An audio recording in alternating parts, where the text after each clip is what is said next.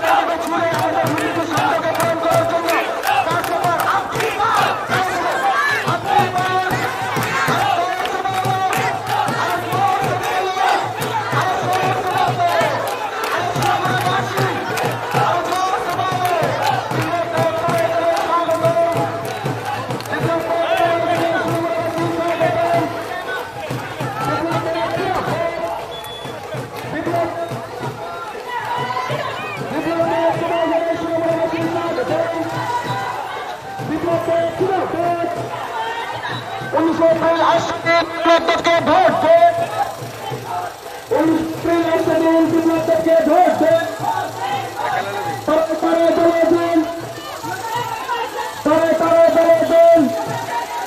भारत माता की, भारत माता की।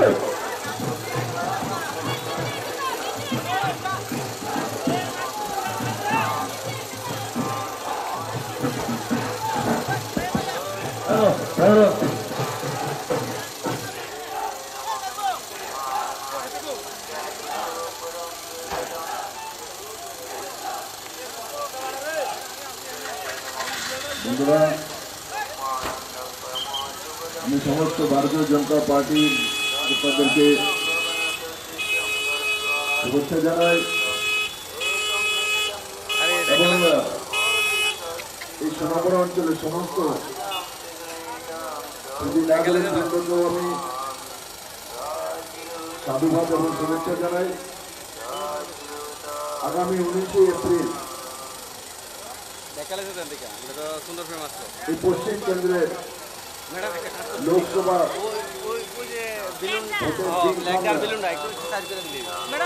ঠিক করা হয়েছে। আমি সমস্ত সোনামুড়াবাসীর কাছে আবেদন করছি এবং সমস্ত কার্যকর্তার প্রতি আমার নিবেদন, এই 2-4টি দিন সমস্ত মানুষের কাছে গিয়ে কংগ্রেস সিপিএমের এই অনৈতিক জোট আর ত্রিপুরার মানুষকে আমি যেটা সঠিকভাবে যতটা জানি যে ত্রিপুরার মানুষ ভোট তার নষ্ট হোক সেটা চায় না। শুধু নাগরিক বৃন্দ সোনামুড়াবাসী কংগ্রেস কমিউনিস্টের হাত চিহ্নে ভোট দিয়ে আপনার মূল্যবান ভোটটা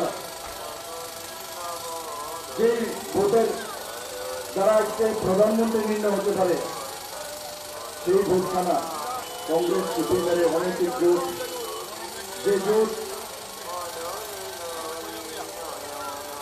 গত 50 বছর যাবৎ ত্রিপুরার বুকে অনেক মার কোল খালি করেছে, অনেক বাড়িঘর জ্বালিয়েছে, খুন দাঙ্গা, এই সবগুলো কংগ্রেস সিপিএমের উপহার।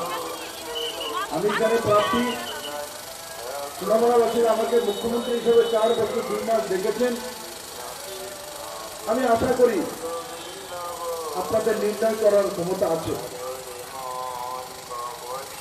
আপনারা প্রত্যেকগুলো ভোট দিলে প্রধানমন্ত্রী নির্ণয় করবেন, আর যদি হাত চিহ্নে ভোট দেন তো আপনারা একটা সমাপ্ত রাজনৈতিক দলের চিহ্নে গিয়ে ভোট দেবেন। বন্ধুরা, কংগ্রেসের আজকে কমিউনিস্টের সাহারা নিয়ে আর কমিউনিস্টরা কংগ্রেসের সাহারা নিয়ে ত্রিপুরাতে রাজনীতি করতে লেগেছে,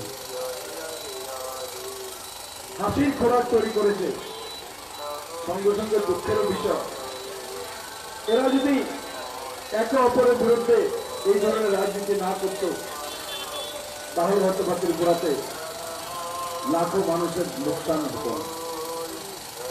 ভারতীয় জনতা পার্টি নরেন্দ্র মোদীর নেতৃত্বে এক বিকাশমুখী জনতামুখী সরকার দিয়েছে।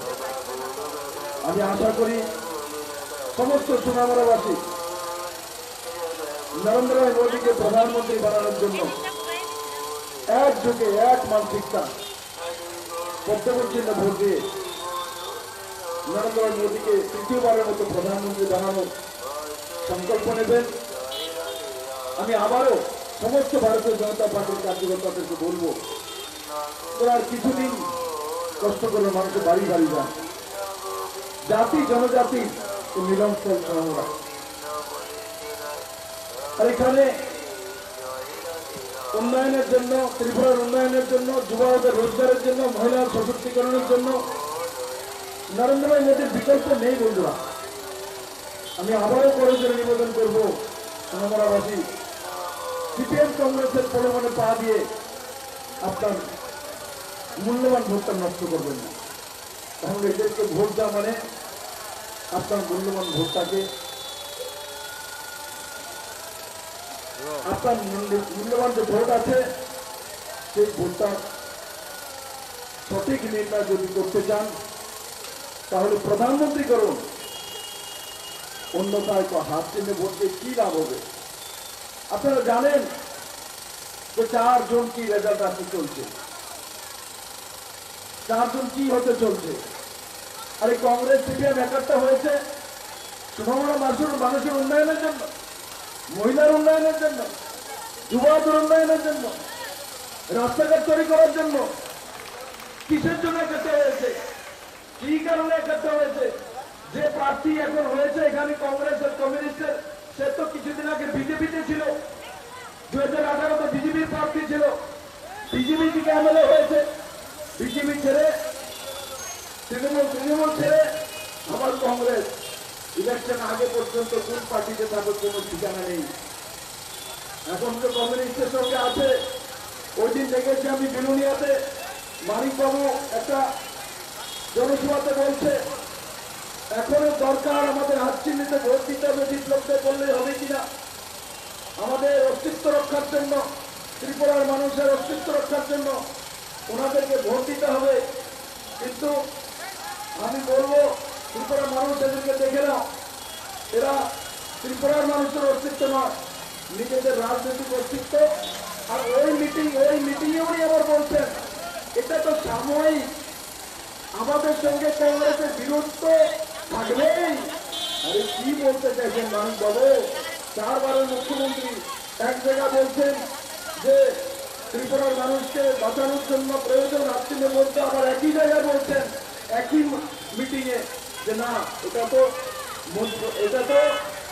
সাময়িক কংগ্রেসের সঙ্গে গঠবন্ধন, বিরোধ আমাদের কংগ্রেসের সঙ্গে থাকবে। ইউটিউবে আছে, ভাষণ দেখে নিন সুনামরাবাসী, তখন বুঝবেন যে কংগ্রেস আসলে যে বিষয় হচ্ছে